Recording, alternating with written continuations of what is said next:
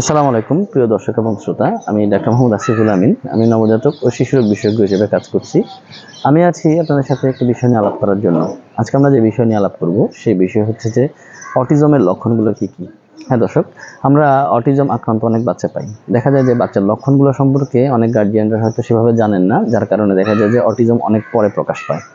আমরা যে লক্ষণগুলো দেখলে বুঝতে পারবো বাচ্চার অটিজম আক্রান্ত হওয়ার সম্ভাবনা আছে, সেই লক্ষণগুলোর মধ্যে হচ্ছে বাচ্চা যদি দেখা যায় যে একা থাকতে চায় এবং কারোর সাথে মিশতে না চায়, কারোর সাথে কনভারসেশন করতে না চায় অথবা কারোর সাথে কনভারসেশনটা কন্টিনিউ করতে না চায়, এবং দেখা যাচ্ছে যে একটা রুটিন কাজ সে বারবার করে এবং দেখা যায় কোনো একটা জিনিসের প্রতি তার অস্বাভাবিক আসক্তি থাকে, এবং খেলার ক্ষেত্রে যে পুরো বস্তু নিয়ে না খেলে একটা অংশ, খেলার অংশ যেমন হতে পারে একটা গাড়ির চাকা, সে স্পিন করছে বারবার বারবার সেটা ঘোরাচ্ছে, এই জিনিসটা যদি হয়ে থাকে সেগুলো অটিজমের লক্ষণ।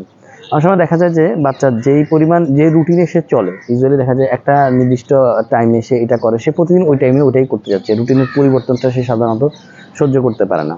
এবং পাশাপাশি দেখা যায় বাচ্চার কথা বলতে সমস্যা হয়, এই সকল বাচ্চার ঘুমের সমস্যা হয়, এই সকল বাচ্চা অতিরিক্ত আলো অথবা শব্দের প্রতি অতিরিক্ত দেখা যায় যে সংবেদনশীল থাকে, এবং দেখা যায় যে আপনার যার প্রতি যে আপনি যে মমত্ব বা ভালোবাসা দেখাচ্ছেন বা তাকে বুকে জড়িয়ে ধরতে চাচ্ছেন, সেই জিনিসটার প্রতি সে কম রেসপন্সিভ থাকে।